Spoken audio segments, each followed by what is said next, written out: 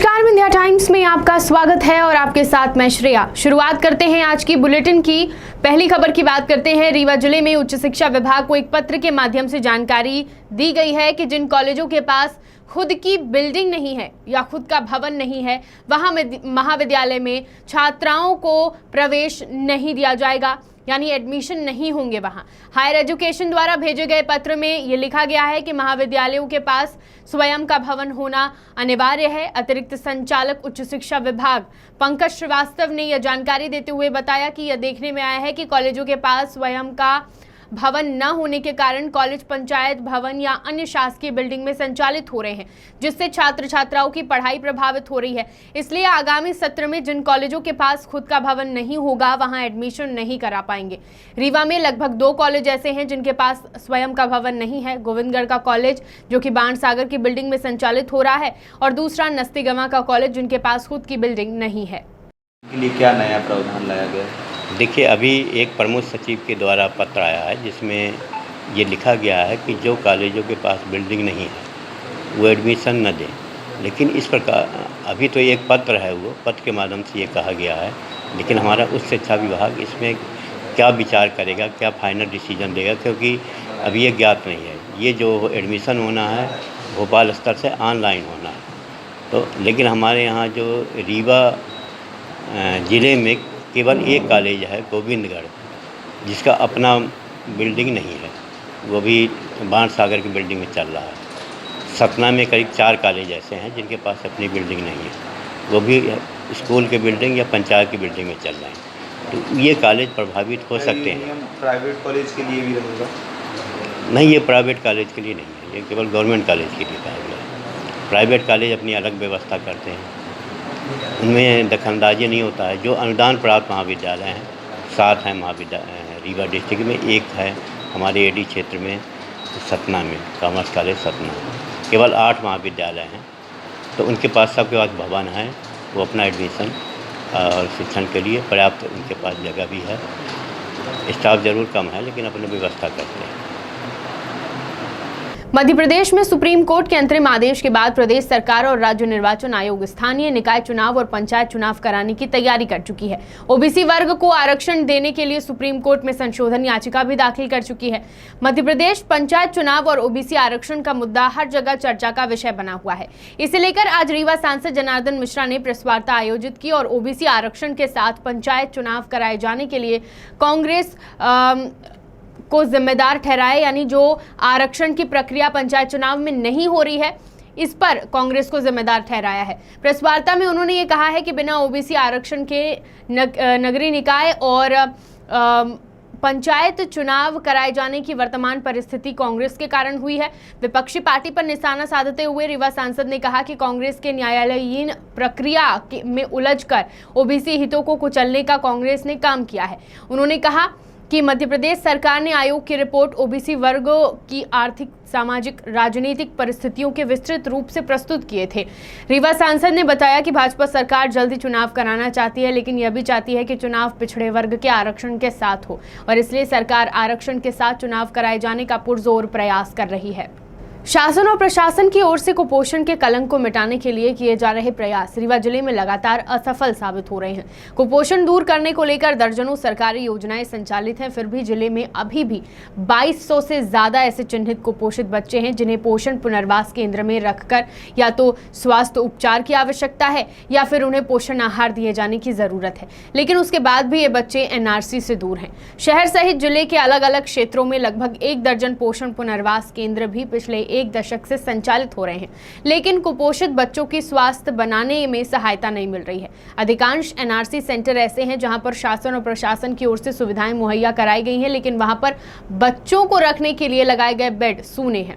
हालांकि जिम्मेदारों के द्वारा पोषण केंद्र तक बच्चों को पहुंचाने का प्रयास किया जाता है, लेकिन उनके परिजनों की ओर से आनाकानी कर उन्हें रोक दिया जाता है, जिसकी वजह से उनके प्रयास अधूरे रह जाते हैं। रीवा जिले के अलग अलग क्षेत्रों में कुल 15 पोषण केंद्र संचालित हो रहे हैं, जिन्हें मिलाकर 220 बेड को व्यवस्था दी गई है, जबकि वर्तमान में यहां पर आधा सैकड़ा बच्चों को रखा गया है और बचे हुए सभी बेड खाली पड़े हुए हैं।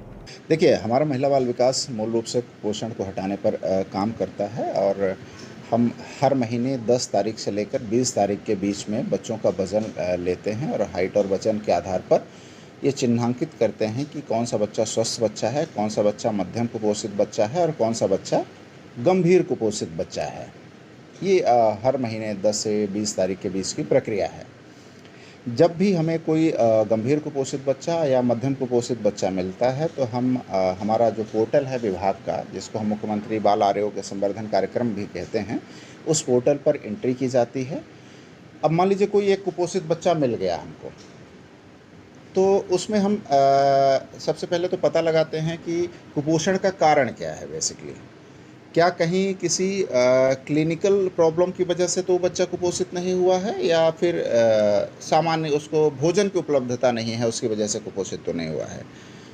तो हम उसके भूख की जांच करते हैं। भूख की जांच करने में स्वास्थ्य विभाग हमारा सहयोग करता है, माने ANM और हमारा महिला बाल विकास का जो टीम रहती है, उससे हम जांच करते हैं। अगर उस बच्चे को कोई क्लिनिकल प्रॉब्लम है, ठीक है, कोई मेडिकल इशू है, तब फिर हम उस बच्चे को NRC रेफ़र करते हैं, NRC में भेजा जाता है। NRC में भेजा जाना जो है महिला बाल विकास और स्वास्थ्य विभाग की संयुक्त जिम्मेदारी रहती है। अब जो बच्चा भूख टेस्ट में पास हो जाता है, उस बच्चे को हम समुदाय में ही रख कर जो है उसकी जांच कर, माने उसके कुपोषण को हटाने की कार्यवाही करते हैं। तो हम लगातार 12 हफ्ते तक निरंतर उस बच्चे का फॉलोअप करते हैं, है ना। और जो हमारा मेडिकल डिपो होता है, उससे जो आवश्यक दवाइयाँ होती हैं उस बच्चे को दिलवाते हैं। और आंगनवाड़ी कार्यकर्ता ये सुनिश्चित करती है कि कम से कम वो 1 हफ्ते तक वो बच्चा लगातार दवाइयों को खाता रहे। जो ICTS प्रोग्राम के तहत नाश्ता और पूरक पोषण आहार की व्यवस्था होती है, जब कोई बच्चा कुपोषण की कैटेगरी में आ जाता है तो उसको 3rd मील भी दिया जाता है। 12 हफ्ते तक हम हर हफ्ते उनका फॉलोअप करते हैं और उनके हर हफ्ते उनका वज़न लेकर जो है पोर्टल में एंट्री भी करते हैं। और जब बच्चा सामान्य श्रेणी में आ जाता है 12 हफ्ते के बाद, है ना, तो उसके बाद फिर भी हम अगले 3 महीने तक हर महीने उसका फॉलोअप करते हैं। इस तरह कोई कुपोषित बच्चा है तो उसको ठीक करने के लिए पूरे 6 महीने की एक पूरी प्रक्रिया होती है। सर, जिले में कुछ ऐसे भी गाँव हैं जहाँ आने जाने की रास्ता नहीं है, वहाँ कैसे बच्चे को नहीं। बुलेटिन की अगली खबर की बात करते हैं। रीवा जिले के पनवार थाना क्षेत्र स्थित शिवपुर गांव से एक सनसनीखेज मामला सामने आया है, जहां पर रहने वाले आदिवासी परिवार ने बेटी की हत्या करने का आरोप गांव के ही रहने वाले मुस्लिम परिवार पर लगाया है। दरअसल बीते दिनों 30 वर्षीय विद्यावती आदिवासी की लाश संदिग्ध परिस्थितियों में गाँव के ही रहने वाले अन्नू अली के घर पर मिली थी। मृतका के परिजनों का कहना है कि विद्यावती अपनी शादी के कुछ वर्ष बाद अपने मायके आ गई और यहीं रहने लगी, लेकिन कुछ महीने पहले ही अन्नू अली उसे बहला फुसलाकर अपने साथ ले गया। वापस लौटने के बाद वह अन्नू अली के साथ उसके घर पर ही रहने लगी, लेकिन बीते दिनों विद्यावती का शव संदिग्ध परिस्थितियों में अन्नू अली के घर से बरामद हुआ। मृतका विद्यावती आदिवासी के परिजन अब रीवा पुलिस से न्याय की गुहार लगा रहे हैं। उनका कहना है कि उनकी बेटी की हत्या अन्नू अली ने की है, घर वालों के साथ मिलकर की है। परिजनों का कहना है कि वह स्थानीय पुलिस से शिकायत करने पहुंचे थे, लेकिन पुलिस ने उन्हें वापस लौटा दिया। हाँ, ये शव बरामद हुआ था, करीब 5-7 दिन पुरानी घटना है। ये महिला जो थी अपने पति से अलग होके एक अनु नाम के व्यक्ति के साथ में करीब 1.5 साल पहले चली गई थी और इसके 3 बच्चे हैं और तीनों बच्चों के साथ ही उस अनु के साथ में रहती थी। और घटना दिनांक को इसका शव मिला था। स्टार्ट में परिजनों ने पहले संदेह व्यक्त किया, उसके जो PM वगैरह है करा दिया गया पुलिस के द्वारा। अभी मर्ग कायम है। PM की रिपोर्ट अभी प्राप्त नहीं हुई है। PM रिपोर्ट प्राप्त होने के बाद क्लियर हो जाएगा अगर क्या तथ्य हैं। परिजनों ने शंका जो व्यक्त की उस बारे में पुलिस जांच कर रही है। अगर कोई तथ्य इस तरह के आता है तो वैधानिक कार्रवाई की जाएगी। सर, तीनों बच्चे महिला के हैं कि महिला के।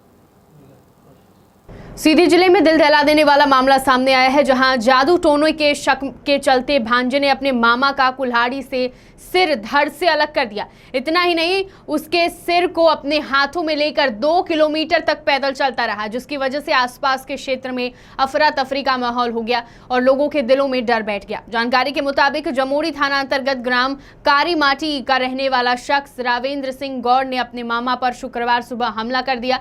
भांजे ने कुल्हाड़ी से इस कदर मामा मकसूदन सिंह गौड़ पर वार किया कि सिर धड़ से अलग हो गया। घटना के बाद रावेंद्र सिंह अपने मामा का सर हाथ में लेकर 2 किलोमीटर तक पैदल चलता रहा। फिलहाल पूरे मामले को देखते हुए सीधी पुलिस मौके पर पहुंच गई है व भांजे को हिरासत में लेकर कार्यवाही करते हुए साफ तौर पर देखी जा रही है। वहीं एडिशनल एसपी अंजुलता पटेल ने जानकारी देते हुए बताया कि अभी कई सारे तथ्य बाहर आएंगे। फिलहाल आरोपी को पकड़कर हिरासत में लिया गया है और वैधानिक कार्यवाही की जा रही है। जिले में अपराध नियंत्रण के लिए शहडोल पुलिस अधीक्षक अवधेश कुमार गोस्वामी ने बताया कि भविष्य में साइबर अपराधों से निपटने के लिए पुलिस मुख्यालय के निर्देशानुसार विशेष रूप से साइबर की टीम जिले के कर्मचारी अधिकारियों को प्रशिक्षित करने के लिए आई है। इसके लिए हमने एक 3 दिन का प्रशिक्षण कार्यक्रम आयोजित किया, जिसमें finance fraud, OTP fraud, ATM fraud और जितने तरह के फ्रॉड होते हैं उसके बारे में उनको कानूनों का ज्ञान, बल्कि प्रैक्टिकल किस तरह से उसकी जांच की जाए, इसके बारे में अधिकारी कर्मचारियों को प्रशिक्षण दिया गया।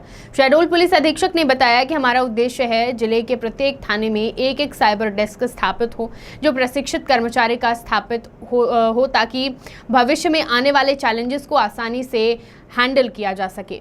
शहडोल से पंकज राव की रिपोर्ट।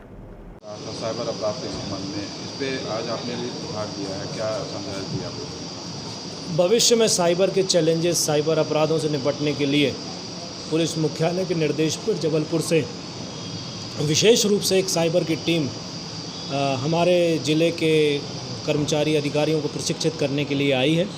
हमने एक 3 दिन का प्रशिक्षण कार्यक्रम यहाँ रखा है, जिसमें financial fraud, OTP fraud, ATM fraud और जितने प्रकार के साइबर के अपराध हैं उसके बारे में उनको न केवल कानूनों का ज्ञान बल्कि प्रैक्टिकल उनको किस तरीके से इन्वेस्टिगेट करना है, क्या क्या हर्डल्स हैं, कैसे उनको उनका कैपेसिटी बिल्डिंग उनकी जो है की गई है। और ये हमारा उद्देश्य है कि न केवल शहडोल ज़िले के साइबर सेल बल्कि सभी थानों में एक साइबर डेस्क प्रशिक्षित कर्मचारियों का स्थापित हो, जो कि भविष्य में आने वाले जो चैलेंजेस हैं साइबर अपराधों के उससे निपट सकें। अगली खबर की बात करते हैं। बीते दिनों भोपाल की सड़कों पर कड़ी धूप के बीच यूथ कांग्रेस के हजारों कार्यकर्ता सड़क पर उतरे। बेरोजगारी, महंगाई को मुद्दा बनाकर यूथ कांग्रेस ने जोरदार प्रदर्शन किया।